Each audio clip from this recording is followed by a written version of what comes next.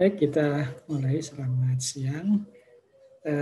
Kita siang ini akan membahas tentang analisis keuangan yang terkait dengan penurunan NRW. Jadi NRW yang merupakan keseluruhan ya, baik itu kebocoran maupun kehilangan air non fisik ya, itu ternyata sangat terkait dengan keuangan. Jadi ada dampak NRW terhadap keuangan itu kira-kira seperti pada poin-poin berikut ya. Dengan NRW yang tinggi itu ada kemungkinan akan meningkatkan biaya operasional. Nah, apa saja itu? Yang pertama, kebocoran dapat meningkatkan biaya operasi, terutama pada sistem pemompaan dan pengolahan. Jadi pompa itu memompa sejumlah air, namun air itu tidak sampai ke pelanggan. Ya. Sehingga biaya operasi naik, namun nanti di sini kesimpulannya ya, biaya operasional naik atau menjadi lebih tinggi, namun penghasilan karena tidak menjadi revenue ya, maka penghasilan bisa turun atau tidak sejalan dengan naiknya biaya operasional. Jadi mestinya kalau biaya operasional naik, maka penghasilan itu juga naik. Jadi itu kira-kira kaitan antara kehilangan air atau secara keseluruhan NRW itu akan menurunkan penghasilan dari PDAM ya, atau ada kaitannya dengan keuangan. Nah, ini kaitan NRW dengan aspek-aspek yang lain ya. Kalau kita berhasil menurunkan NRW, jadi NRW itu diturunkan dengan berbagai macamnya ya, ini bisa meningkatkan pelayanan. Jadi air yang tadinya itu hilang, itu bisa dimanfaatkan kalau sudah turun ya NRW-nya, itu bisa dimanfaatkan untuk meningkatkan pelayanan atau meningkatkan capaian pelayanan. Nah, dampaknya juga adalah akan menaikkan pendapatan. Nah, ini yang langsung terkait dengan PDAM. Kemudian yang terkait dengan lingkungan, nah ini akan membantu upaya konservasi. Apa kaitannya NRW yang menurun dengan konservasi? Nah, karena air yang kita ambil dari lingkungan itu bisa termanfaatkan dengan baik oleh pelanggan atau sampai ke pelanggan, maka kita tidak perlu lagi menambah beban lingkungan, yaitu dengan menambah air baku lagi. Jadi kita tidak perlu menambah air baku. Artinya tidak perlu ada upaya eksploitasi dari lingkungan lagi ya, sumber daya airnya. Kemudian penerimaan publik, kenapa? Ini karena ada misal ya, kalau tekanannya normal, kualitas airnya baik, tentu penerimaan dari publik tentu akan lebih baik. Nah, ini pelayanan naik itu nanti akan berpengaruh pada ini ya, aspek-aspek keandalan sistem penyediaan air ya, pada aspek kuantitas, kualitas, dan kontinuitas. Nah, pendapatan naik ini diindikasikan dengan ini ya, karena ada efisiensi operasi, jadi biaya yang harus dikeluarkan itu bisa ditekan, turun.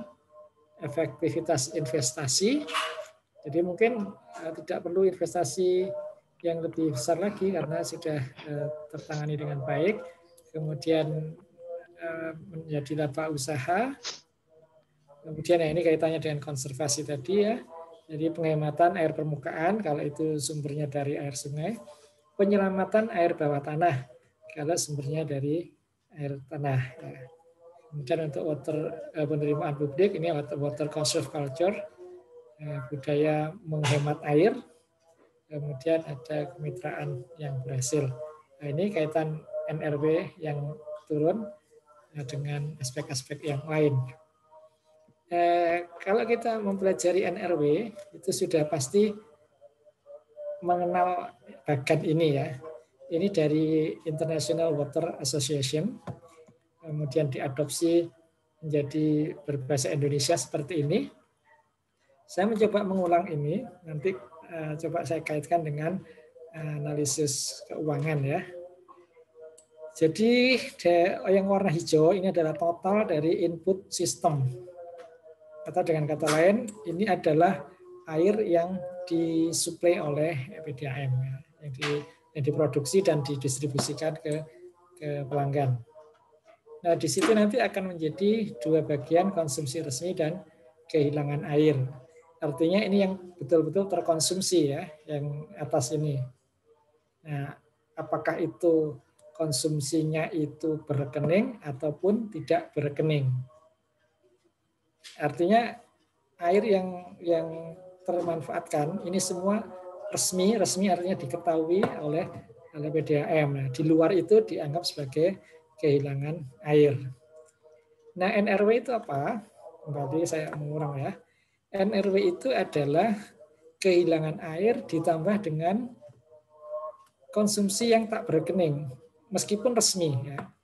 Jadi itu konsumsi resmi tapi tidak berekening, artinya tidak berekening itu tidak ada penerimaan, tidak ada pemasukan bagi PDAM.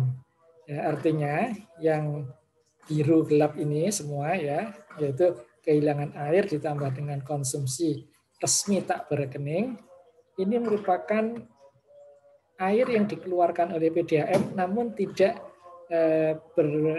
terkonversi menjadi harga atau menjadi penerimaan, menjadi revenue. Ya, maka namanya non revenue ya. Airnya terproduksi, airnya tersalurkan, namun airnya itu tidak menjadi uang atau tidak terbayarkan ya. Nah, di dalam upaya penurunan NRW, kita tentu akan lihat satu persatu ini ya. Jadi pada bagian mana yang akan diturunkan. Atau ada bagian mana yang mungkin tidak bisa diturunkan. Nah, jadi kita bisa lihat satu persatu. Nah, nanti saya coba memberikan contoh masalah keuangan ya. Jadi masalah keuangan dalam kaitannya dengan menekan jumlah air yang berada di kotak warna biru ini semua ya. Jadi apa saja yang bisa dilakukan itu mungkin sudah pernah dipelajari dan disampaikan oleh Pak Bowo. Jadi strategi penurunan NRW itu seperti apa saja. Nah, tentu arahnya adalah ke sini semua ya. Ke warna biru ini. Nah, tentu ada prioritas bagian mana yang bisa diturunkan dan bagian mana yang tidak bisa atau sulit diturunkan. Nah, ada standar yang berlaku di kementerian, ya, yaitu ini yang berlaku secara nasional.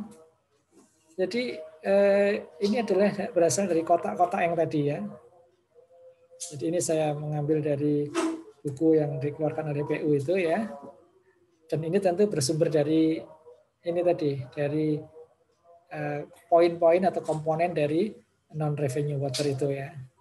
Nah, nanti coba dibuat seperti ini yang lebih operasional. Nah, jadi ada 5 poin, yaitu kebocoran pada sistem distribusi. Ini yang disebut dengan kehilangan fisik tadi ya, kehilangan fisik. Kemudian ketelitian pengukuran meter air. Nah, ini kira-kira di mana? Nah, itu mungkin di sini ya. Meter tak akurat atau kesalahan data. Non fisik juga ya. Kemudian ada kebocoran pipa konsumen. Nah, ini menurut catatan atau dalam kasus ini nanti ini saya keluarkan ya. Karena ini saya anggap atau saya asumsikan ini sudah berada di setelah meter pelanggan. Ya, jadi kebocoran ini tidak menjadi tanggungan dari PDAM. Kemudian pemakaian untuk operasi dan pemeliharaan sosial dan hidran ini sulit diturunkan. Ya, ini seperti kalau di instalasi itu untuk pencucian itu kan sudah pasti membuang air ya. Ini untuk operasi dan pemeliharaan. Termasuk untuk operasi dan pemeliharaan di jaringan distribusi itu juga ada kadang-kadang membuang air. Misal pada saat ini mengeluarkan lumpur, nah, itu pasti membuang air ya dari katup-katup wash out. Mungkin yang ini juga waktu membuang udara melalui air valve, nah itu juga ada membuang air. Nah itu adalah kaitannya dengan ini pemakaian untuk operasi dan pemeliharaan. Untuk sosial dan hidran kebakaran ini juga tidak bisa dihindari ya, sehingga ini sudah diturunkan yang ini ya. Kemudian kehilangan air non fisik, misal kesalahan administrasi, pembacaan meter dan sebagainya. Nah saya menemukan di bukunya dari PU itu ini ada standarnya untuk setiap komponen ini. Jadi maksimum 20% itu ya 20% kehilangan NRW ya itu dirinci menjadi seperti ini ya. Jadi kebocoran fisik itu 5%. Ya, meter air itu 3-5%, kebocoran pada pipa konsumen 5%, pemakaian untuk operasi dan seterusnya ini 3%. Non fisik, nah itu termasuk sambungan liar itu ya, itu 2%. Nah saya mencoba dalam topik yang bahas tentang keuangan ini kita coba ini contoh saja ya. Jadi ini contoh misal satu PDAM itu nilai kebocorannya seperti ini, nilai NRW-nya. Ya, NRW-nya seperti ini. Ya. Jadi misal yang poin 1 ini 8%, 7%, 6%, 5%, 5%, total 31%. Jadi NRW-nya 31%. Nah tentu ini harus kita turunkan ya karena cukup besar selisihnya dengan standar ini ya. Sekitar berapa ini? 11% ya. Jadi ini diturunkan 11%. Namun untuk menurunkan 11% itu cukup berat. Nah, jadi penurunan NRW ataupun kehilangan air secara umum ya itu cukup berat kalau langsung drastis menurun 10% itu ya. Nah biasanya dibuat bertahap ya. Jadi setahun 2% atau 3%. Nanti kira-kira 11% ini akan selesai dalam waktu 5 tahun. Ya. Nah, saya mencoba membuat contoh di sini. Contoh kaitannya dengan ini tadi. Jadi terkait dengan contoh angka-angka juga ya. Jadi angka-angka ini saya ingin coba turunkan, tapi tidak sampai mendekati ini atau tidak sampai sama dengan standarnya. Ya misal bisa turun sedikit gitu ya. Nah, ini ada beberapa upaya. Sekali lagi ini contoh ya. Contoh, jadi misal kebocoran pada sistem distribusi. Nah, bagaimana menurunkan persentase di poin nomor 1 ini? Nah, misal ada kegiatan ini ya, step test dan deteksi kebocoran. Lanjutannya adalah perbaikan pipa distribusi. Jadi dicari dulu yang nomor 1 ini adalah masih mendeteksi, mencari posisi kebocorannya ada di mana. Nah, kemudian setelah ketemu titik kebocorannya, baru dilakukan perbaikan. Jadi yang bocor-bocor itu diperbaiki. Kemudian untuk ketelitian pengukuran meter air. Nah ini mungkin ada masalah di meternya. Maka apa yang perlu dilakukan? Ini sekedar contoh, dilakukan kalibrasi dan penggantian meter. Kemudian kebocoran pipa konsumen. Ini saya coba kosongkan. Ya, karena ini nanti menjadi tanggungan konsumen. Kemudian pemakaian untuk operasi dan pemeliharaan. Ini mungkin perlu ada perbaikan sarana prasarana. Barangkali begini saya maksudkan itu ya. kan saya lihat itu banyak sekali ada air valve di jembatan-jembatan tuh yang rusak gitu ya. Mestinya air valve itu hanya mengeluarkan udara. Ya kadang-kadang ada air yang keluar sedikit gitu. Tapi yang sering kita lihat di jembatan-jembatan itu ya, itu ada air valve tapi yang keluar banyak itu apa? Besar ya. Itu air. Ya, jadi maksudnya itu air dalam bahasa Inggris, air udara, tapi yang keluar adalah air dalam bahasa Indonesia gitu ya. Sehingga ini menjadi penyumbang kebocoran juga nantinya. Sehingga yang coba saya contohkan di sini adalah perbaikan sarana prasarana ini tadi ya. Termasuk ini pada hidrannya ya, mungkin perlu ada perbaikan sehingga ketika pengambilan air untuk pemadam itu tidak banyak air yang terbuang. Kemudian nomor 5 untuk yang non fisik, ini saya contohkan kegiatannya adalah operasi sambungan liar. Jadi ada patroli untuk mencari di titik-titik mana ada sambungan liar. Kemudian pelatihan petugas ini nanti terkait dengan ini tadi ada kesalahan administrasi, kesalahan membaca meter. Nah ini perlu ada pelatihan bagi petugas supaya dalam melakukan tugas administrasi maupun pembacaan meternya ini tidak banyak melakukan kesalahan ya, sehingga perlu ada pelatihan. Nah ini sekedar contoh, nanti silakan masih bisa ditambahkan contoh-contoh yang lain di sini ya.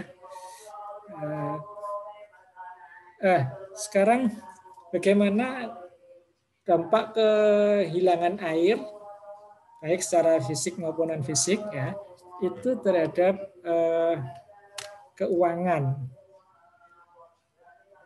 Ya, jadi ini ada biaya kehilangan air, terus ini kehilangan air. Jadi ada gambar seperti ini. Ini adalah upaya penurunan kehilangan air. Kira-kira ada yang bisa menjelaskan maksud gambar ini? Jadi biaya kehilangan air. Jadi makin besar kehilangan air, ternyata biaya kehilangannya makin turun. Gimana penjelasannya bagaimana ini?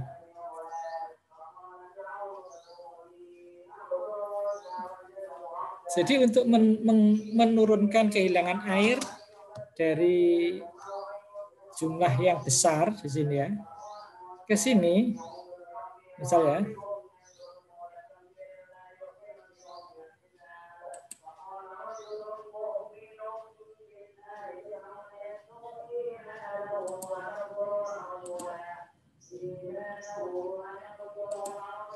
coba kita lihat misal di sini, ini ada kehilangan air sebesar sekian meter kubik per hari dalam debit ini ya. Kita turunkan ke sini. Biayanya berapa? Jadi antara kehilangan air di sini dengan di sini itu biayanya tidak jauh beda gitu. Tapi kalau kita dari sini ke sini itu cukup besar bedanya. Ini ke sini. Nah, sini. Apalagi kalau diteruskan. Saya coba ilustrasikan begini ya. Ini ada pipa.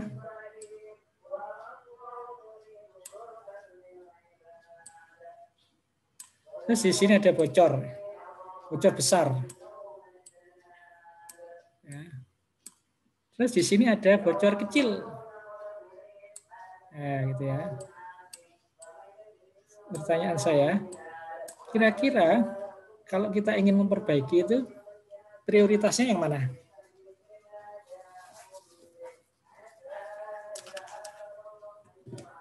Yang kita perbaiki itu yang mana sebaiknya?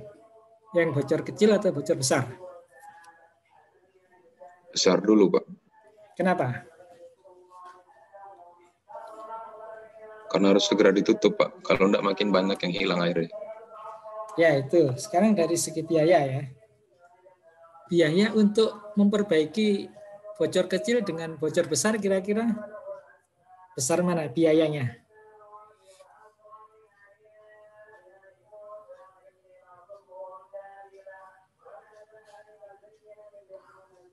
kira-kira saya. Jadi untuk memperbaiki kan harus dicari dulu ya, melalui step test, melalui detektor ya. Setelah ketemu kita gali kan di sini, gali, ini gali. Nah, kira-kira biaya untuk memperbaiki bocor kecil dengan memperbaiki bocor besar, biayanya mahal mana? Bisa jadi sama, Pak. Sama, Pak. Iya sama. Jadi makanya di sini tadi loh ya, ketika kita menurunkan air dari ini ke sini, ya itu mungkin biayanya kecil gitu.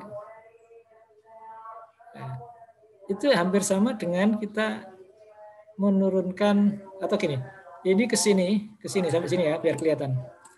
Ini ke sini, itu biayanya berapa? Selisihnya kan segini ya. Jadi ini ibaratnya yang ini. Jadi memperbaiki kebocoran yang besar. Nah, jadi biayanya sekian. Yang berhasil diturunkan sekian. Tetapi dengan biaya yang sama ini, kalau di sini posisinya, kira-kira di mana ini? Nah, sekian ini, saya pindahkan ke sini sekian. Nah, gitu. Berapa yang berhasil diturunkan? Hanya kecil sini ya. Nah, itu kira-kira gitu ilustrasinya gambar ini ya. Jadi di sini yang dibocor besar ini berhasil menurunkan sebesar sekian dengan biaya sekian. Yang ini bocornya sudah kecil di sini kan. Ini kan kecil dibanding yang ini kan. Bocor di sini dengan biaya sekian ini ternyata hanya menurunkan air sebesar sekian. Nah, gitu. Jadi kalau ada bocor-bocor kecil itu biasanya tidak terlalu diprioritaskan, ya, karena terlalu mahal nanti biayanya untuk memperbaikinya, sementara hasil yang didapatkannya itu tidak signifikan. Nah, karena itu nanti muncul grafik yang kedua ini. Nah, ada kebocoran itu sebaiknya kita turunkan sampai pada tingkat seberapa. Nah, ini grafik yang tadi. Terus ini adalah perkiraan air yang nilai air yang hilang. Jadi makin besar air yang hilang tentu harganya tentu mahal ya, atau volumenya dulu ini. Volumenya tentu makin besar ya. Kalau diuangkan juga makin naik. Kemudian dua grafik ini yang naik dengan yang ini kita gabung, maka jadilah grafik ini. Grafik yang di atas ini. Ya. Nah, inilah yang disebut dengan di titik potongnya ini, ya, ini berarti di sini. Nah, di titik potong inilah yang kita namakan sebagai tingkat penurunan yang optimum. Jadi ketika kita dapatkan existing kebocorannya sekian, maka yang optimum itu kita turunkan sekian sampai sini. Jadi nggak perlu sampai ke sini. Kenapa? Itu tadi seperti yang di awal tadi. Makin kecil kebocorannya, itu biaya untuk menutupnya atau untuk memperbaikinya itu makin mahal. Ya, saya contohkan lagi. Nah, di sini ya. Ini ada pipa ini. Ini bocornya banyak, tapi kecil-kecil gitu. Kecil-kecil, mungkin tidak terlalu terasa lah ke mempengaruhi tekanan, tapi ada kebocorannya. Gitu. Nah, itu pertimbangan kita nanti ya, itu kira-kira perlu diperbaiki enggak? Gitu. Ya, itu seperti itu. Jadi, karena ini memperbaiki 4 titik, ya, 4 titik, 4 lokasi, tapi hasilnya hanya mampu meningkatkan atau menurunkan NRW yang kecil sekali. Gitu. Mungkin hanya sekian, ini ke sini gitu. Tapi biayanya bisa segini. Gitu ya. Nah, karena itu upaya yang perlu diprioritaskan itu adalah mencari titik-titik kebocoran yang besar. Nah, di sini saya baru ngerti kenapa kalau saya sering melaporkan ke PDAM Surabaya itu ya, kalau nemu kebocoran gitu, saya selalu laporkan. Nah, biasanya kalau bocornya kecil itu tidak segera ditangani. Tapi kalau bocornya besar sampai ada genangan besar gitu, nah itu cepat ditangani. Tapi yang kecil-kecil itu lambat ditangani atau kadang dibiarkan saja. Nah, setelah saya baca grafik ini baru ngerti saya. Ternyata ada apa? Ada nilai optimum di dalam penurunan kehilangan air itu. Gitu. Jadi tidak asal turun gitu ya. Tidak pokoknya turun. Ya, kita lihat biayanya dulu ya, karena kita sekarang ngomong tentang biaya ya. Nah, jadi yang optimum itu adalah sampai di titik potongnya ini. Artinya kalau di kanan titik ini, nah ini mungkin biayanya lebih murah. Maksudnya murah itu dilihat dari hasilnya. Jadi biayanya mungkin tetap mahal, tapi air yang bisa berhasil dihemat, ya, yang berhasil diselamatkan, itu lebih besar daripada yang sebelah kiri. Ya, ini mungkin mahal, tapi air yang bisa diselamatkan kecil. Jadi tidak banding antara biaya yang keluar dengan hasil yang diperoleh.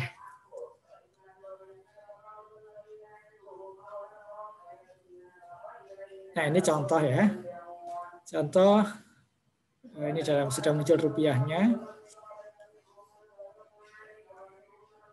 Jadi bocoran awalnya di sini. Ini kalau yang di sini ini juga kembali ke sini. Yang di sebelah ini namanya background leakage, kebocoran background atau kebocoran yang kecil sekali ini ya, bocoran yang kecil sekali. Ya, kalau di gambar yang kapan itu saya tunjukkan itu yang kalau di AMM aliran malam minimum itu pasti terjadi, itu yang di grafik yang di bawah itu ya. Terus ada kebocoran yang dilaporkan, artinya yang sudah diketahui. Nah, berarti ini memang tidak akan diturunkan. Ya, kehilangan air yang diketahui ya mungkin dari komponen misal dari sosial, dari hidran tadi itu kan sulit diturunkan. Ya. Jadi ini kalau mau menurunkan ke sini, ya itu biayanya 8 juta per tahun. Kalau di sini 16 juta ya. Oke, sekarang apa manfaat penurunan terhadap volume air yang nanti bisa diselamatkan? Berapa volume air yang bisa diselamatkan? Ini bisa kita perkirakan dari bentuk grafik ini. Ya. Jadi ini adalah waktu, jadi akumulasi berarti. Ini debit. Debit kalau dikalikan waktu itu apa? Q kali waktu itu apa?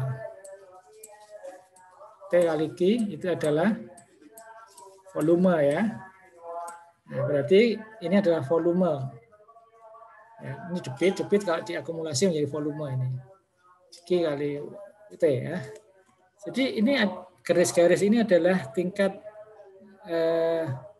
volume air yang terbuang. Jadi kalau kebocoran itu dibiarkan, tidak ada perbaikan, maka volume ini seperti ini, mengikuti garis yang naik ini. Terus begini.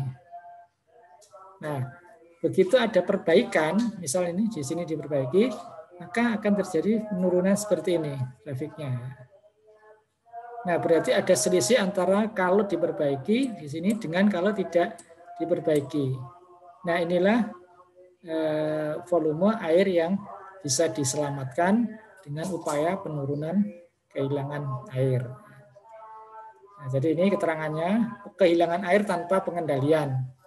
Kalau yang ini kehilangan air dengan pengendalian, maksudnya dengan pengendalian itu ya ada upaya untuk menurunkan kehilangan air atau menurunkan NRW.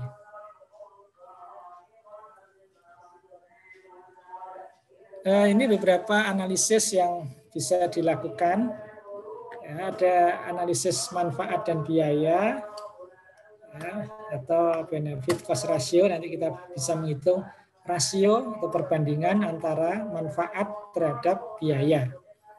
Kemudian ada parameter internal rate of return. Nanti ada penjelasannya. Ada net present kurang E-nya. Net present value. Terus nanti juga ada perhitungan dampaknya pada keuangan PDAM.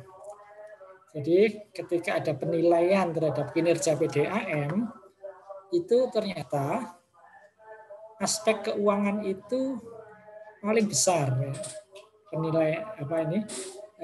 Bobot penilaiannya itu paling besar dibandingkan dengan aspek yang lain. Aspek yang lain itu teknis maupun yang sumber daya manusia ya. Nah, itu keuangan ternyata yang besar bobotnya. Oke, ini tadi ada biaya dan manfaat ini. Jadi apa yang menjadi komponen biaya? Jadi yang termasuk dalam komponen biaya itu apa saja? Manfaat itu apa saja? Ini kita uraikan di sini.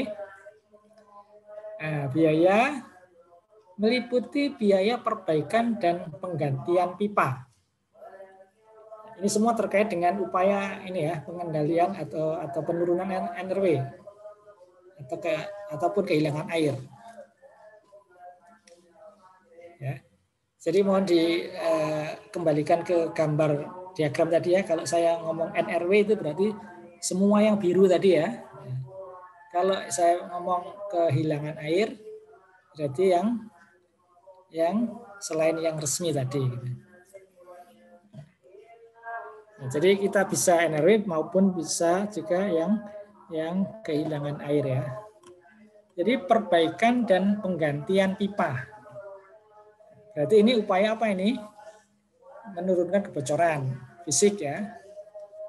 Penggantian dan kalibrasi meter. Ini kaitannya dengan apa? Kalibrasi meter ini bukan kebocoran tetapi apa? Ketidakakuratan meter kan masuk tadi dalam komponen kehilangan air ya. Non fisik ya. Jadi airnya mungkin tetap sampai ke konsumen 10 meter kubik tapi meternya membaca 9 misalnya ya. Jadi ada 1 meter kubik yang tidak terbayar, tidak akan terbayar. Airnya tidak hilang, airnya tetap sampai ke konsumen, tetapi karena ada ketidakakuratan meter, maka dia akan terbayar hanya 9. Jadi secara fisik airnya tidak hilang, tidak bocor. Pengadaan dan konstruksi peralatan, ini bisa di mana saja ya, peralatan ini kan masih umum ya. Biaya personil, itu apa ini? Mana dari semua kegiatan itu yang ada biaya personil? Sepertinya semua ya. Jadi biaya personil untuk penggantian pipa, biaya personil untuk deteksi kebocoran, personil untuk survei, untuk kalibrasi meter dan sebagainya. Biaya studi dan survei deteksi kebocoran, ini misalnya step test. Ya. Kemudian biaya peralatan, sama dengan ini. Itu pengadaan, ini perawatan-perawatan ya. Biaya bahan, meter, pipa, dan aksesoris, ini bisa di penggantian pipa ataupun penggantian meter ya. Biaya perbaikan, ini bisa di mana saja ya. Nah, ini komponen-komponen ini nanti kita hitung biayanya sesuai dengan volume pekerjaannya ya. Jadi nanti pekerjaannya dirinci, ada pekerjaan apa saja, volumenya berapa, nanti dihitung seperti waktu menghitung RAB itu biasa ya. Nah, itu nanti ketemu biaya masing-masing komponen dari upaya penurunan NRW itu nanti ketahuan harganya sekian. Kemudian komponen manfaat, air yang bisa diselamatkan. Apa ini maksudnya? Ya itu kalau di grafik tadi itu air yang ada warna apa tadi? Di blok itu tadi ya. Perbedaan antara kehilangan air sebelum perbaikan dan setelah perbaikan, atau sebelum penurunan NRW dan setelah penurunan NRW. Jadi ada sejumlah air yang bisa diselamatkan. Nah, air yang diselamatkan ini nanti kemana? Masuk ke dalam penjualan air. Artinya yang tadinya air itu hilang sekarang bisa dijual. Nanti akhirnya menjadi revenue. Kemungkinan tambahan pelanggan baru. Ya, akibat air yang bisa diselamatkan ini bisa menambah pelanggan. Gitu. Penurunan biaya OM tahunan. Ya, mungkin karena sudah ada penggantian peralatan-peralatan yang lebih bagus, sehingga tidak diperlukan ada atau bukan tidak perlukan biaya-biaya untuk operasi dan pemeliharaan itu bisa lebih turun lagi ya. peningkatan pendapatan karena penambahan pelanggan atau air yang terjual. Ini kaitannya dengan yang ini tadi. Peningkatan konsumsi air, meningkatkan air yang terjual. Apa bedanya itu? Kurang lebih sama ya. Jadi peningkatan konsumsi air ini beda dengan penambahan pelanggan ya. Kalau ini pelanggannya tetap, tapi pelanggannya pemakaian airnya bisa meningkat ya. Karena ada air. Kalau ada kebocoran, kemungkinan pelanggan itu hanya terpenuhi airnya tidak 100%. Nah, kalau dengan sudah diturunkan kebocorannya, nah nanti pelanggan bisa terpenuhi 100%, sehingga ada ini peningkatan konsumsi. Ada kemungkinan biaya sambungan baru. Nah, ini kaitannya dengan penambahan pelanggan. Nah, itu nanti ada biaya sambungan baru. Oke, ini yang saya ambil yang tabel contoh tadi ya. Jadi kegiatan-kegiatan yang tujuannya adalah untuk nomor 1 berarti ya tadi yang poin 1 tadi ya. 2 ini berarti poin 2, 4, 5 ya. Nah, ini saya ambilkan contoh saja. Nah, kalau yang sebenarnya mestinya harus dihitung ya. Jadi step testnya itu dilakukan berapa kali, butuh berapa personilnya, berapa lama, berapa DMA. Ini misal 1 DMA saja ya dalam contoh ini. Nah, ini misal biayanya itu sekitar 50 juta. Nah, ini asal saja ya, saya nulis di sini ya. Terus perbaikan pipa distribusi. Nah, kalau dirinci harus hitung juga. Nah, ini ada beberapa titik yang harus diperbaiki. Terus perlu pengadaan apa? Misal perlu pengadaan pipa baru untuk mengganti yang lama misalnya ya, yang bocor. Dan seterusnya, ya, itu mestinya ada rinciannya. Nanti setelah diperoleh totalnya, masukkan ke sini. Ini misal 300 juta. Kalibrasi dan penggantian meter, ini juga harus muncul volumenya. Berapa jumlah meternya, berapa yang dikalibrasi, berapa yang diganti. Nah, muncul nanti di sini, ketemulah misal 90 juta. Perbaikan sarana dan prasarana tadi yang sosial dan hidran tadi ya, atau operasi dan pemeliharaan di IPA. Nah, itu misal untuk perbaikan diperlukan biaya sekian juta. Operasi sambungan liar, ini maksudnya patroli ya. Kan biasanya patroli harus melibatkan pihak aparat ya, aparat kepolisian misalnya gitu, nah, atau aparat-aparat yang lain. Nah, di sini misal membutuhkan 75 juta. Pelatihan petugas ini dalam rangka meningkatkan ketelitian dalam pembacaan meter, di dalam input data atau pengolahan data dan sebagainya. Nah, ini diperlukan pelatihan-pelatihan khusus, maka muncullah biaya misal 25 juta total dari sekian ini. Misal ini kegiatan setahun ya. Anggap ini kegiatan setahun, totalnya 590 juta rupiah per tahun. Nah, dengan kegiatan ini setelah dihitung lagi ternyata ya, bukan dihitung lagi, setelah dijalankan, kemudian NRO-nya dihitung kembali, sudah ada perbaikan. Misal sekarang menjadi 25%. Nah, tadinya kan 31 ya, dalam contoh yang awal tadi ya. Jadi misal 31%, setelah dilakukan upaya-upaya ini semua dengan biaya sekian ini, ternyata sekarang bisa turun menjadi 25%. Kenapa kok tidak langsung 20%? Ya mungkin bertahap, ya, mungkin penggantian meternya belum semuanya, nunggu tahun berikutnya, barangkali gitu ya, ya. Ini kan contoh aja, asumsi ya. Nah, berarti berapa ini? 31 ke sini 6%. Jadi 6% ini itu berhasil diturunkan dengan biaya selama setahun ya 590 juta. Nah, sekarang bagaimana perhitungan keuangannya antara penerimaan dan pemasukannya? Nah, ini sekali lagi contoh juga. Contohnya berapa? Nah, misal ini adalah 1 DMA ya tadi, kegiatan di 1 DMA. Misal debitnya adalah 25, debit rencananya itu ya. Penurunannya tadi 6%, berarti yang sampai di pelanggan itu sebetulnya tidak 25 ini, karena ada yang hilang 31%.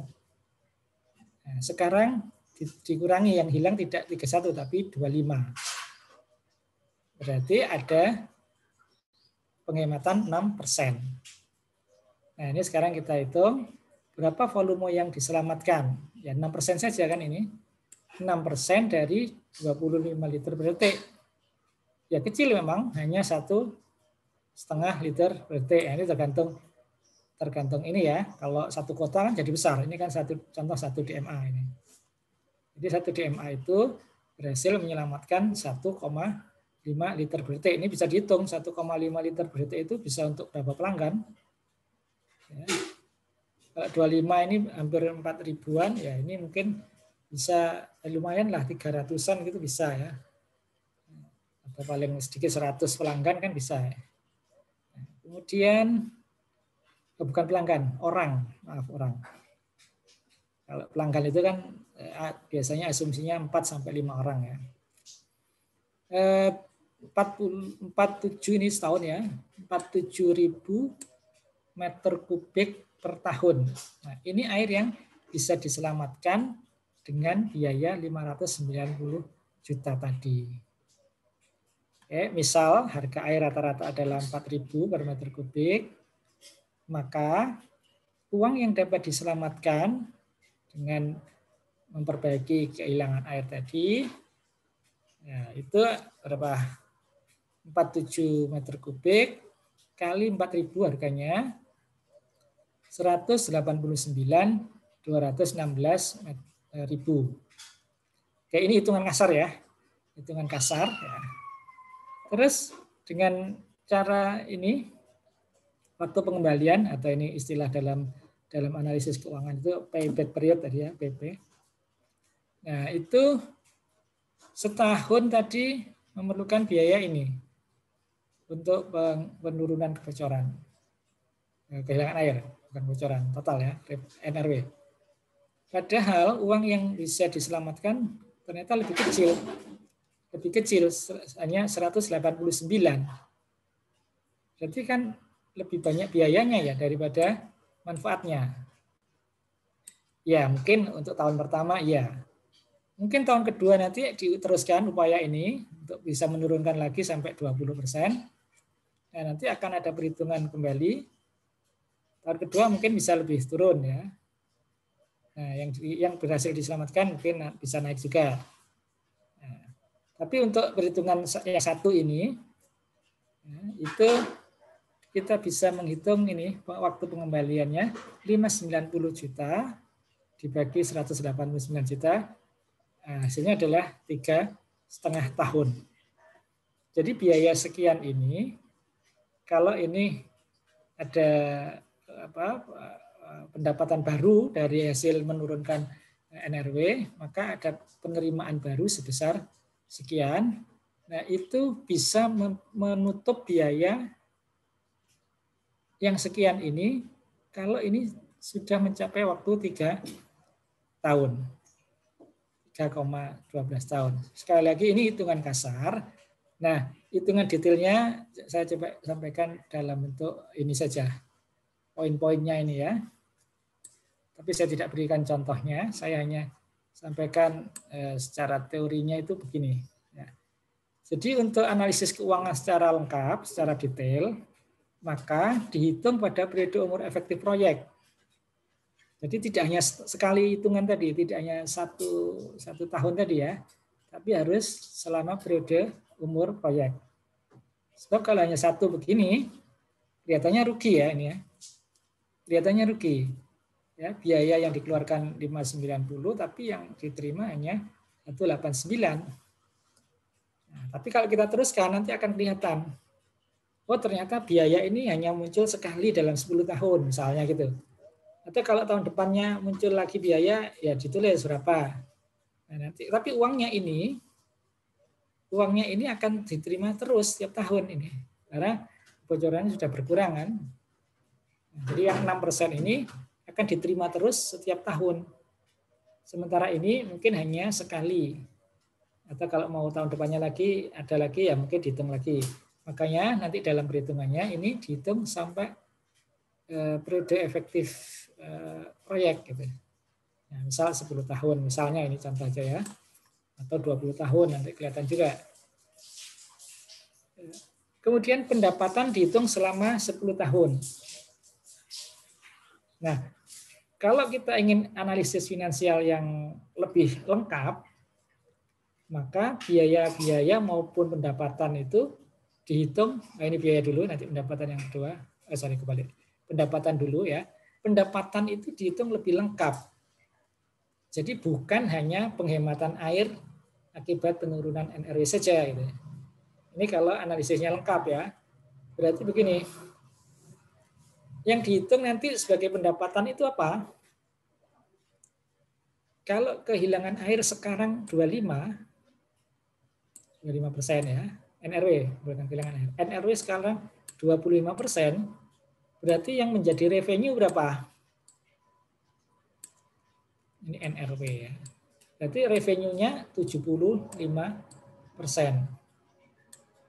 Nah, 75% inilah yang dihitung semuanya sebagai pendapatan. Sehingga konsekuensinya di pengeluaran juga dihitung lengkap. Jadi pengeluarannya apa saja? Ya bukan hanya pengeluaran untuk NRW, untuk menurunkan NRW 6% tadi, tapi semua pengeluaran yang dikeluarkan oleh PDAM. Ya, biaya semuanya gitu. Karena kita mau menganalisis keuangan secara total juga ya. Jadi pendapatannya dihitung secara total lengkap, pengeluarannya juga dihitung secara lengkap. Jadi bukan hanya biaya penurunan NRW, sama dengan yang ini tadi, bukan hanya penghematan air akibat penurunan NRW. Gitu. Nah nanti setelah ini dilakukan perhitungan, diperoleh hasil hitungannya, ini ada beberapa kriteria, ini kriteria kelayakan investasi ya. Setidaknya paling enggak ini ada 4 ini ya. Ada benefit cost ratio. Nanti saya hanya jelaskan sekilas ini ya, nanti tidak saya detailkan penjelasannya. Ada benefit cost ratio. Kemudian net present value NPV. Itu apa nanti penjelasannya ya. Kemudian ada IRR, internal rate of return. Kemudian payback period. Nah, payback period itu yang ini tadi contohnya, ini payback period ya. Waktu pengembalian. Ya.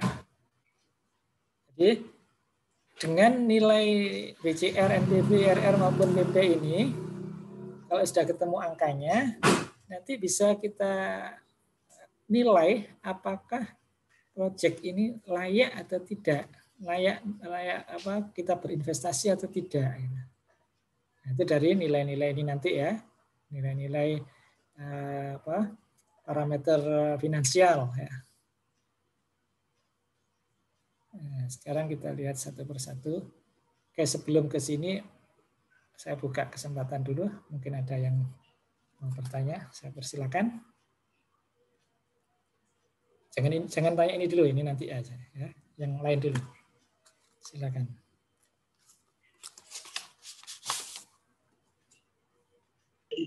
Pak, izin bertanya Pak. Iya, silakan. Berarti kita untuk misalnya mau melakukan penghitungan terhadap kelayakan investasinya harus ini Pak ya, harus apple to apple, berarti harus dihitung selama 10 tahun gitu Pak untuk pendapatannya Pak. Jadi gini, yang kita nilai sekarang apa? Misal perbagian juga bisa, atau PDAM secara keseluruhan juga bisa. Nah, kalau PDAM secara keseluruhan berarti mulai dari produksi air kita hitung. Nah, kalau itu mungkin terlalu luas ya kita persempit. Hanya di unit distribusi saja misalnya. Nah, berarti pengeluaran untuk unit distribusi. Gitu. Tapi sebetulnya kalau mau lengkap ya ini tadi, ya semua ya. Jadi bukan hanya penghematan air akibat NRW, tapi semua semua semua pendapatan PDAM dan semua pengeluaran PDAM gitu. Tapi kalau hanya ingin tahu NRW-nya itu menguntungkan atau tidak, sebetulnya hitungan ini sudah cukup ini ya. Ini tadi sudah cukup. Ya. Nah, jadi dengan waktu 3 tahun ini kira-kira layak nggak sih gitu? Ya, dengan pengembalian 3 tahun. Nah, jadi ini biaya ini itu akan tertutupi oleh penerimaan itu selama 3,12 tahun ini. Gitu. Nah, itu kalau hanya ingin tahu dampak NRW terhadap keuangan PDAM. Tapi kalau analisis keuangan PDAM secara lengkap ya mestinya ini lengkap ya. Tuh. Silakan masih ada.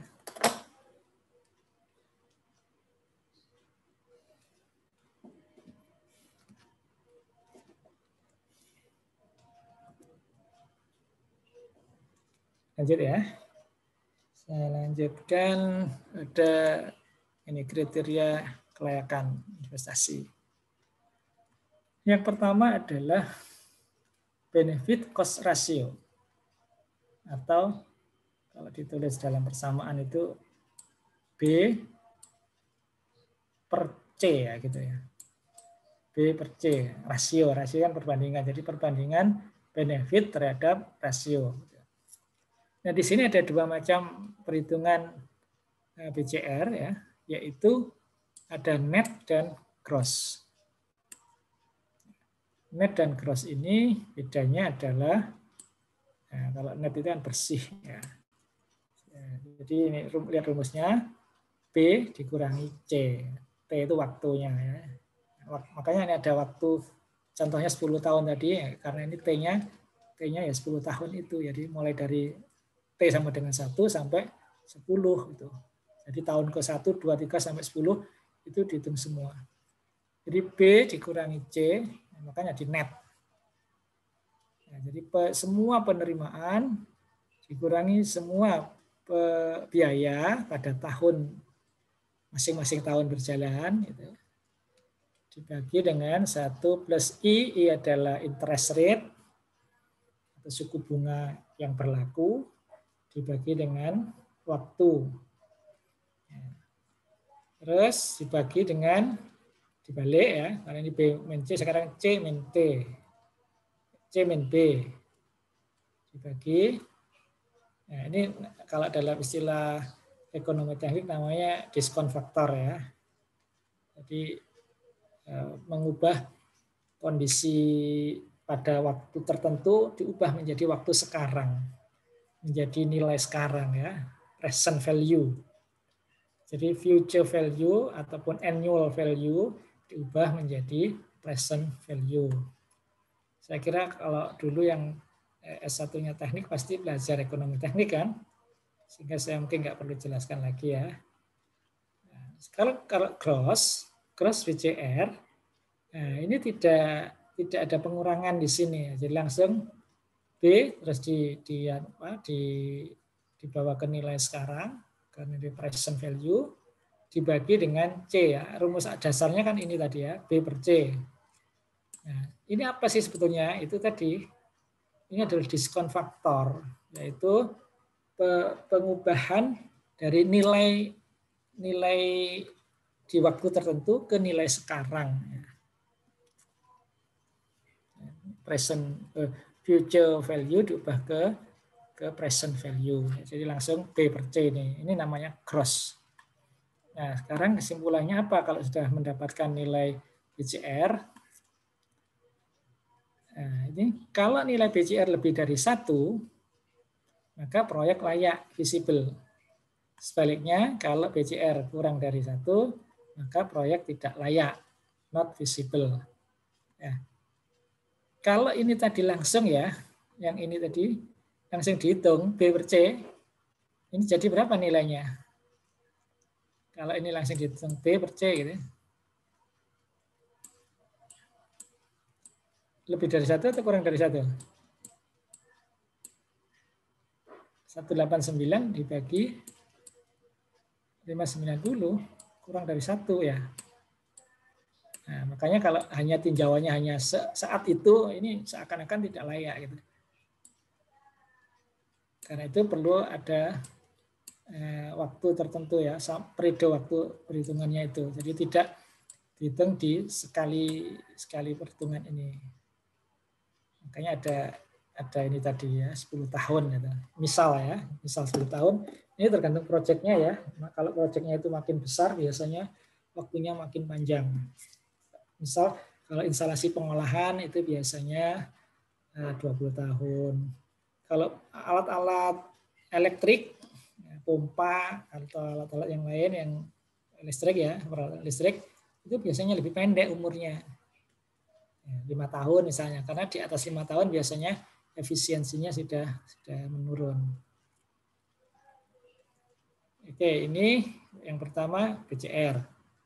Yang kedua adalah net present value. Nah, itu definisinya merupakan manfaat bersih tambahan nilai kini bersih. Nah, nilai kini itu present value. Present itu kan sekarang ya. Jadi manfaat bersih tambahan nilai kini bersih ya, dalam bentuk waktu sekarang maksudnya yang diterima proyek selama umur proyek pada tingkat diskon faktor tertentu. Jadi selama umur proyek, nah itu tadi waktu yang tadi 10 tahun atau 20 tahun tadi. Pada tingkat diskon faktor tertentu, jadi pada nilai suku bunga tertentu. Ini I-nya tadi. Nah, rumusnya NPV sama dengan B-C dibagi diskon faktor. Ada kemiripan nggak dengan persamaan sebelumnya tadi, dengan rumus tadi? Ini. Berarti ini adalah rumus NPV kan? Ya, kan sama persis. B min C dibagi 1 plus I pangkat T. Persis ya. Nah, jadi ini dengan kata lain bisa dibaca apa ini? Net BCR sama dengan ini NPV. NPV ya. Dibagi dengan ya seperti ini. Nah, NPV. Jadi apa NPV itu? Nilai dari sekian tahun. Jadi begini, kalau ini saya punya hasil perhitungan tahun ke-1, ke-2, ke-3, dan seterusnya sampai 10 tahun. Misal sekarang ini tahun ke-0 ya. Nah, di tahun pertama ada penerimaan berapa? B misalnya, B1. Ini ada B1, B itu benefit 1 ya. B2. Selain itu juga ada cost. Cost 1, cost 2, dan seterusnya sampai cost 10, C10 dan B10. Ini ada B10, ada C10. Nah, semua nilai-nilai ini rupiah maksudnya ya, semuanya dibawa ke tahun ke-0. Sini. Ini dibawa ke tahun ke-0. Tahun ke-0 inilah yang disebut dengan present value. Ini bawa ke sini. Terus sampai tahun ke-10 ini juga dibawa ke sini. Ke tahun sekarang. Nah, ini kan proyeksi masih ya. Masih proyeksi ke depan ini ya, 10 tahun yang akan datang gitu. Nah, nilai tahun 10 tahun yang akan datang itu masing-masing tahunnya dibawa ke nilai sekarang. Nah, sekarang hasilnya berapa? Inilah yang disebut dengan NPV.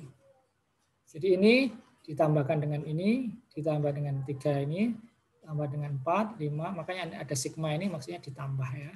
Jadi 1 sampai ke N, tahun ke N. N-nya di sini 10 tahun. Nah, 1 plus I pangkat T ini apa? Inilah yang disebut konversi tadi. Konversi dari nilai tahun tertentu menuju ke nilai sekarang. Contoh begini ya. Uang 10.000 5 tahun yang lalu dapat apa? Dapat membeli apa? 10.000 5 tahun yang lalu. Dapat beras 1 kilo enggak? Dapat ya. Nah, sekarang 10.000 dapat 1 kilo enggak? Kurang. Nah, artinya misal 5 tahun yang lalu itu 0 ini. Berarti uang 10.000 di tahun kelima, misal sekarang tahun kelima ya. Nah, ini 10.000 di sini.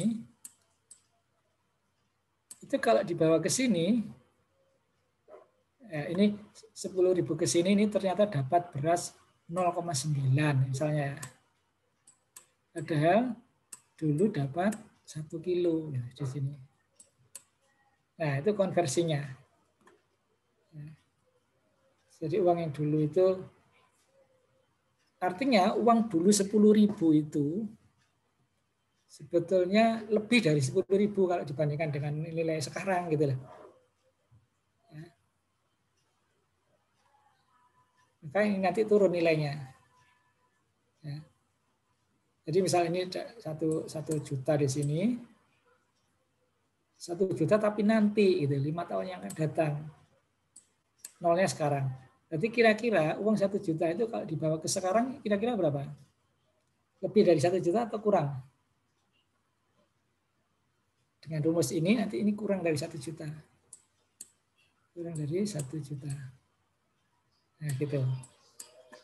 Ya, akibat dari adanya I ini tadi, interest rate ini ya, suku bunga. Nah, jadi ini semua nanti dibawa ke sini terus dijumlahkan. Sigma ini jumlah. Nah, itulah yang disebut dengan net present value.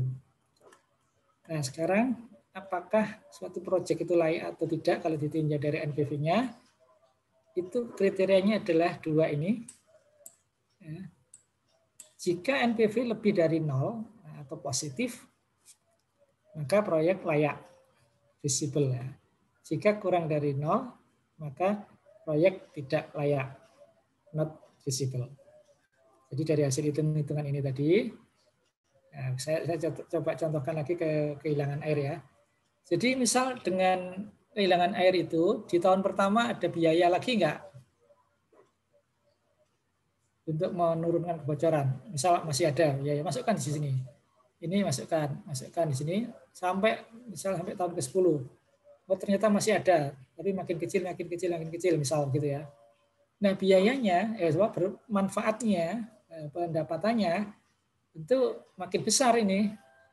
Kalau sekarang ini pendapatannya 189 juta, di sini mungkin tambah besar. Kenapa tambah besar? Karena dengan biaya yang ada di sini tadi, itu mampu menurunkan NRW. Kalau NRW-nya turun, maka persentase air yang terselamatkan menjadi naik. Nah, itu semua nanti dihitung selama 10 tahun. Nah, jadi selama 10 tahun itu kita bandingkan antara manfaat D dengan biaya cost. Nah, itu kira-kira besar mana? Kalau nilainya dibawa ke tahun sekarang gitu. Tahun ke-0. Nah, itulah NPV ya. Kalau plus layak, kalau negatif minus itu tidak layak. Oke, itu NPV. Sekarang IRR. IRR merupakan tingkat pengembalian internal, yaitu kemampuan suatu proyek menghasilkan return uang kembali gitu ya, dalam satuan persen. IRR adalah tingkat discount rate atau interest rate pada saat NPV sama dengan 0. Mungkin agak sulit pengertian secara kalimat, agak sulit. Langsung saja saya jelaskan dengan persamaan. Jadi NPV tadi apa? Nilai uang di waktu yang akan datang dibawa ke tahun sekarang. Nah, jadi gini. Ini NPV, ini interest rate ya. Interest rate misal bunga sekarang berapa? Misal 3%. 3%. Kita hitung coba-coba ya, 4%. Hitung lagi 5%. Sudah 3 kali aja. Nah, kita hitung NPV-nya tadi dengan 3 nilai I tadi. Ya, I, bunga berjalannya, suku bunganya. Jadi ada yang 3%, 4%, 5%. Ya. Kalau I-nya besar, NPV-nya gimana? NPV-nya makin besar atau makin kecil? Coba rumusnya ini. Kalau I-nya besar, NPV-nya besar atau kecil? Kecil, Pak. I besar. Besar. Kecil, Pak. Kecil. Ini kan berani terbalik ya. I besar, I kecil. NPV kecil. I kecil, NPV besar. Nah, sekarang kita hitung dengan beberapa nilai I. Nah, jadi misal 3, berarti besar ya NPV-nya ini NPV. NPV. Jadi pada saat kita menghitung dengan I 3%, misal ketemu di sini. NPV-nya ya. NPV itu yang ini tadi. Hasil hitungan ini, jika I-nya 3%, ternyata hasilnya positif.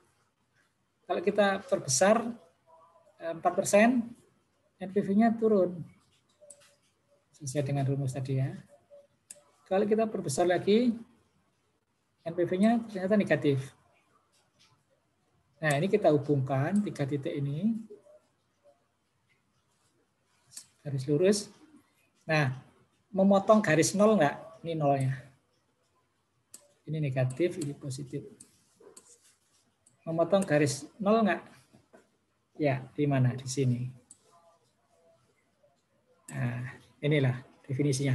IRR adalah tingkat diskon rate, arti tingkat nilai I, ini I ya. Ini nilai I. Tingkat diskon rate atau interest rate atau suku bunga pada saat NPV sama dengan 0. Mana NPV sama dengan 0 dari grafik ini? Ini kan? Nah, berapa I di sini? Berapa I di sini? 4, berapa ini? Ini 4,5. Ya, anggap saja 4,3 gitu ya. 4,3%. Nah, sudah. Apa kesimpulannya kalau sudah ketemu angka 4,3%? Inilah yang disebut dengan IRR. Jadi nilai NPV pada saat nilai I, nilai interest rate, nilai suku bunga pada saat NPV sama dengan 0. Ini NPV-nya 0. Ini kan nilai NPV. Bisa negatif, bisa 0, bisa positif. Pada saat NPV sama dengan 0, grafik ini itu nilainya berapa? Nah, ini 0. Ketemu di titik ini. 4,3. Inilah nilai IRR. Nah, sekarang apa kesimpulannya? Kelayakannya. Kelayakan secara teknisnya gimana? Makin tinggi nilai IRR, maka investasi makin layak. Ya, misal makin tinggi itu artinya ini gesernya, garis ini geser ke kanan, ke sini, ke sini, ke sini. Makin layak. Ya. Tetapi sebetulnya bukan begitu, bukan makin tinggi terus makin baik, tidak. Tapi harus dibandingkan dengan nilai interest rate. Ya. Jadi suatu investasi dapat diterima apabila IRR lebih besar dari interest rate yang ditentukan atau yang berlaku. Jadi misal yang berlaku sekarang berapa misal? Ya, 4% misal ya. Yang berlaku ini tanya di mana ini? Ya, misal I berlaku, ini adalah SBI ya, suku bunga Bank Indonesia ya. Nah, itu 4%. Nah, kita harus tanya atau lihat di websitenya BI ya. Yang berlaku saat ini berapa? Misal ini 4%. Terus hasil hitungan kita IRR 4,3. Nah, berarti kan memenuhi kriteria ini. Suatu investasi dapat diterima apabila IRR ini lebih besar dari nilai interest rate yang ditentukan atau yang berlaku ya. Ditentukan itu maksudnya ya kita menentukan mengikuti nilai yang berlaku. Atau rata-rata suku SBI selama setahun. Ya kan mungkin BI itu tiap bulan barangkali menaikkan atau menurunkan ya. Nah, itu kita coba hitung rata-ratanya selama setahun itu suku bunganya itu berapa. Itu yang kita pakai sebagai patokan di dalam perhitungan ini. Kira-kira bisa dipahami nggak hitungan IRR ini ya? Jadi saya sengaja tidak berikan contoh ya. Kalau di mata kuliah lain yang memang judulnya analisis ekonomi, saya contohkan lengkap ya. Ini kan hanya pelengkap saja dari NRW ya. Oke, saya lanjutkan nanti kalau ada yang tanya, saya ulangi lagi ya.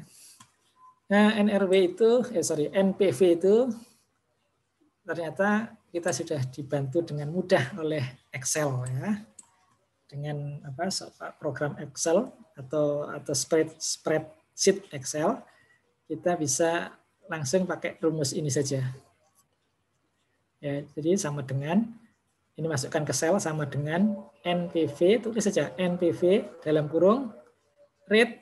Nah, rate ini adalah nilai yang kita masukkan tadi I ya.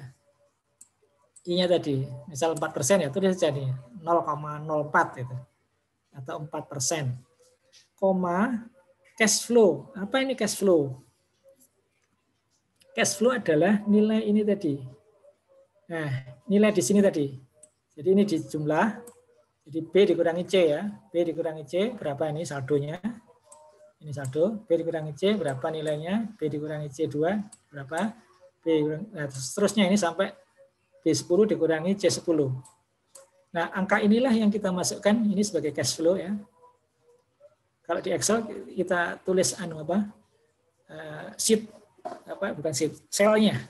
Jadi kita tulis selnya. Jadi misal ini di sini ya. NPV sama dengan, ini nulisnya nanti di selnya Excel ya.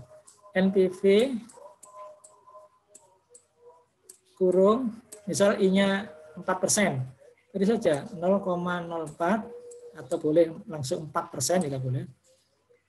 0,04. Kalau di Excel ini pakai titik ya, titik 0,04.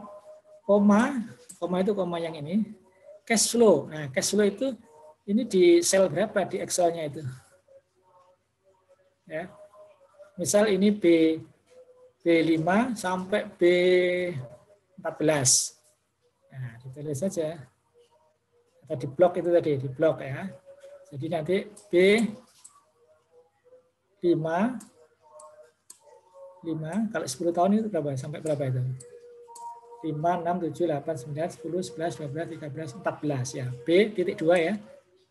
Sampai itu titik 2. B 14. Nah, sudah di enter muncul inilah nilai NPV-nya. Kalau IRR langsung ini nggak pakai I ya. Jadi IRR ini sama dengan tulis IRR gitu dalam kurung cash flow, langsung cash flow-nya itu ini B5 sampai B14. Jadi langsung gini. IRR B5 titik 2 itu kalau di Excel artinya sampai ya. Sampai B14. Sudah di enter langsung itulah nilai IRR-nya.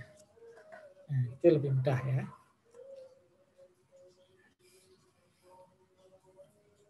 Jadi cash flow ini nilai pada tahun ke-1 sampai tahun ke yang diinginkan ya. 10 tahun ya 10.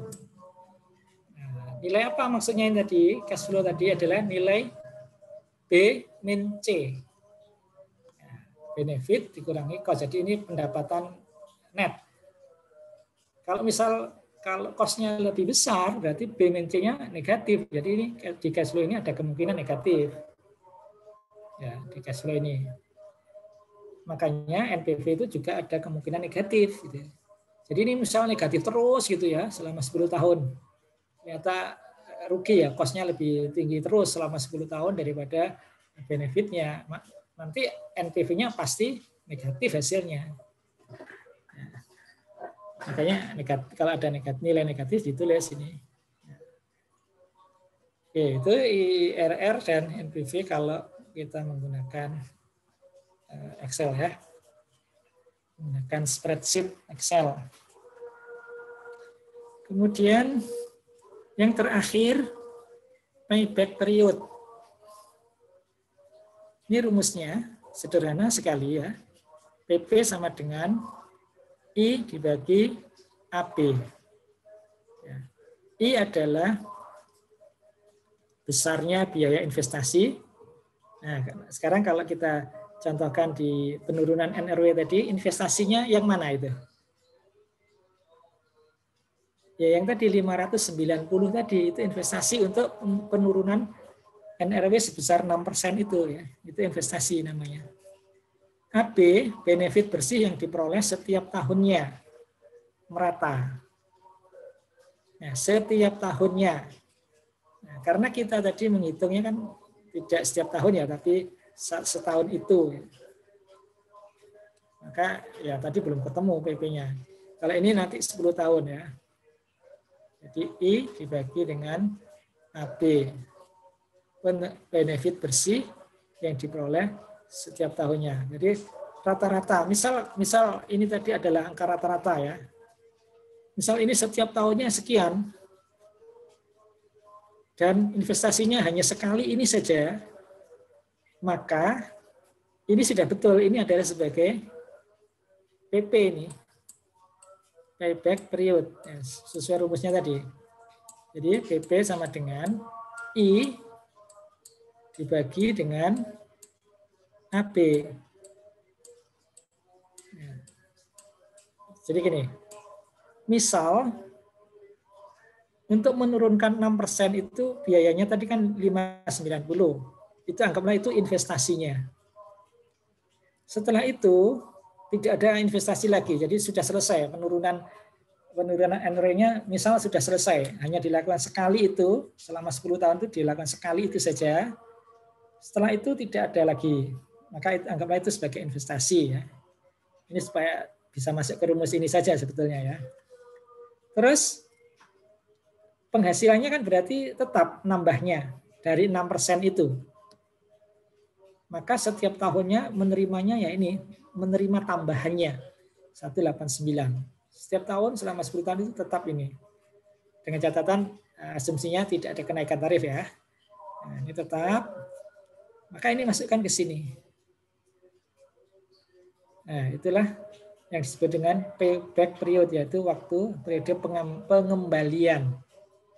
Payback itu kan pengembalian biaya dari investasi yang sudah dikeluarkan berhasil dikembalikan oleh penerimaan setiap tahun. Kalau ternyata tiap tahunnya berubah-ubah gimana? Hari ini, tahun ini sekian, tahun depan naik, tahun depan lagi turun. Maka ini tadi apa? AB itu tadi. AB tadi adalah rata-rata. Ya. Mana rumusnya tadi? AB adalah ini rata-rata ya, merata. Jadi kalau tidak sama tiap tahunnya berarti kita buat rata-ratanya. Nah, itulah yang disebut dengan payback period. Ini definisinya. Jadi yang dicari di payback period itu apa? Waktu. Makanya ini tadi waktu. Ya, tahun ya, waktu. Apa artinya ini? Itu tadi. Uang sekian juta ini yang sudah dikeluarkan untuk memperbaiki macam-macam tadi sehingga NRW-nya turun 6%, yang tadi butuh biaya sekian, itu bisa dikembalikan uangnya bisa dikembalikan dari mana? Ya, dari manfaat memperbaiki tadi, manfaat menurunkan NRW tadi. Nah, misalnya ini, setahun dapat ini. Maka dihitung I per AB, ketemu 3 tahun. Jadi untuk mengembalikan biaya yang sudah dikeluarkan ini dengan uang yang hasil perbaikan tadi, hasil memanfaatkan 6% tadi, nah itu butuh waktu 3 tahun. Apakah itu layak 3 tahun? Nah itu karena payback period tidak ada ketentuannya ya. Kalau BCR tadi kan jelas di atas 1. NPV yang layak berapa? Di atas 0, positif. IRR yang layak berapa? Di atas suku bunga yang berlaku. Itu jelas. Kalau payback period tidak begitu ya. Kita baca sekarang. Payback period merupakan jangka waktu atau periode yang diperlukan untuk membayar kembali semua biaya yang telah dikeluarkan dalam investasi suatu proyek. Nah, kembali saya contohkan lagi. Tadi mengeluarkan biaya sebesar berapa? 590. Semua biaya yang dikeluarkan untuk menurunkan NRW sebesar 6%. Nah, itu ini. Contohnya tadi ini 590J JP ya. Nah, itu adalah biaya yang dikeluarkan. Nah, jangka waktu yang diperlukan untuk membayar kembali. Ya, membayar kembalinya dari mana uangnya? Ya dari penerimaan. Ya. Kan tadi memperbaiki kebocoran itu, menurunkan kebocoran itu dapat manfaat, yaitu 6% dari air yang terselamatkan. Ya, akibat dari kegiatan ini, 6% itu bisa jadi uang sekarang, yaitu 189 juta tadi, 189 juta. Ya. Nah, kalau setahun kan tidak nutup ini. Tidak nutup, maka butuh waktu, yaitu jangka waktu. Nah, jadi 189 ini mampu menutup 590 ini dalam waktu 3,12 tahun tadi. Nah, itu definisi dari PP ya, payback periodnya waktu ya. Nah, ini kriterianya yang masih belum jelas juga ya. Makin cepat proyek mampu mengembalikan biaya yang telah dikeluarkan, jadi makin singkat ini waktunya tadi, maka makin baik. Jadi kalau lebih pendek lebih baik gitu. Lebih baik itu dalam arti makin menguntungkan ya. Tapi bukan berarti layak secara investasi. Mungkin yang membiayai ragu dengan hitungannya, masa setahun sudah balik modal gitu. Ya, gitu. Jadi harus diperhatikan kalau memang makin cepat makin baik, tapi yang wajar gitu, yang logis ya, yang logis. Kalau misal ternyata 1 tahun sudah balik ya, itu jangan-jangan salah hitung gitu, nggak logis gitu. Kalau sampai puluhan tahun ternyata tidak payback gimana? Ya itu berarti masih dipertanyakan kelayakannya gitu, diragukan ya. Ya yang wajar itu berapa gitu? Ya biasanya kurang lebih 5 tahun lah ya. Proyek-proyek besar itu malah puluhan tahun ya. Misal jalan tol itu berapa tahun itu? Pengelola itu biasanya bukan pengelola, investor. Investor itu biasanya mengelola sebelum diserahkan ke pemerintah ya. Untuk model BOT ya. Nah, itu biasanya berapa tahun? 40 tahun, Pak. 20 ya? 40, Pak. 20. Ada yang 40, Pak, kalau jalan tol, Pak. Iya, makanya kalau makin besar nilai proyeknya, nah ini nilai bukan payback-nya, nilai kelolanya itu artinya tentu sudah melewati waktu payback ini gitu. Sampai 20 tahun, ada yang 30 tahun, ada yang 40 tahun. Tentu ada hitung-hitungannya ya. Nah, sekarang mungkin pernah dengar istilah BEP ya. Apakah BEP itu sama dengan PP? Nah, ini bisa dilihat di sini ya. Oh, ini rumus lain menghitung PP tapi dengan sedikit modifikasi ya. Aliran kas tidak merata tiap tahunnya, itu pakai rumus ini.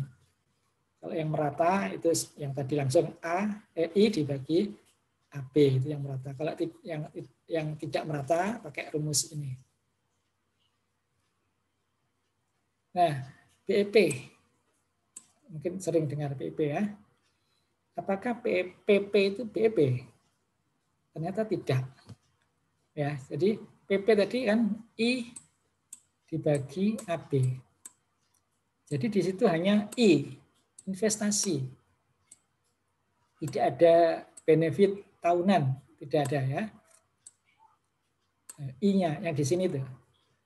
Nah, makanya di sini. PP itu biasanya lebih pendek daripada BEP. Ini BEP. Jadi apa bedanya di sini? Jadi PP-nya ini sekian tahun, BEP-nya lebih lama. Mengapa BEP lebih lama? Jadi kalau tadi definisi BEP tadi apa? Periode mengembalikan biaya investasi. Jadi dari penerimaan itu mampu menutup biaya investasi. Nah, itu adalah payback period. Tapi kalau BEP apa? Bukan hanya investasi, tetapi juga biaya rutin dihitung. Ya, jadi BEP itu lebih lama. Kenapa lebih lama? Karena selama operasional ini pengelola juga mengeluarkan biaya rutin. Mana biaya rutin di sini? Total cost ini. Ya. Jadi yang ini TR itu total apa? Revenue ya ini. Ini revenue. Ini cost, total cost. Jadi setiap tahun itu kalau diakumulasi tentu naik terus ya. Setiap tahun mengeluarkan biaya ini, ya, biaya operasional dan OM ya, dan maintenance O dan M ya. Ini kalau di total diakumulasi naik terus gini. Nah, revenue penerimaan pendapatan itu juga naik ya di sini. Jadi di awal-awal operasional revenue-nya lebih kecil dibandingkan dengan investasi. Investasi kan sekali berarti garis lurus ya. Jadi investasi hanya dikeluarkan di tahun 0 ini. Karena itu ini lurus, nggak ada tambahan. Nah, operasional naik mulai di tahun ke-0 ini baru ada operasional naik di sini. Ya. Demikian juga revenue baru mulai ada di tahun ke-0. Nah, kenapa total cost dimulai dari sini, bukan dari sini? Dari bawah. Ya, ini karena ini digabung dengan investasi ya, karena sama-sama cost. Jadi dimulai dari cost ini. Naik sini. Nah, PP itu adalah perpotongan antara investasi dengan revenue. Nah, di sini. Kalau BEP itu adalah perpotongan antara revenue ini dengan total cost. Jadi total cost itu apa? Total cost itu adalah I ditambah cost rutin ya. Cost rutin. Rutin itu OM dan lain-lain ya.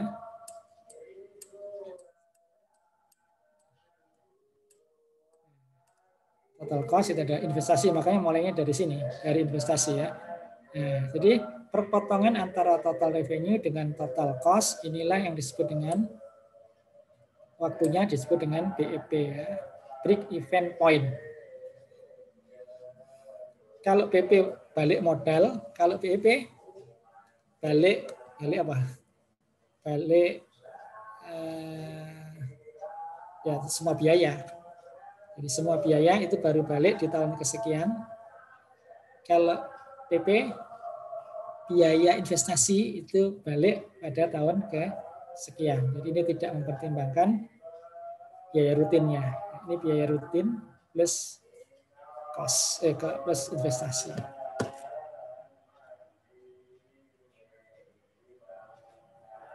Oke, itu sudah selesai. Silakan kalau ada yang bertanya, saya persilakan.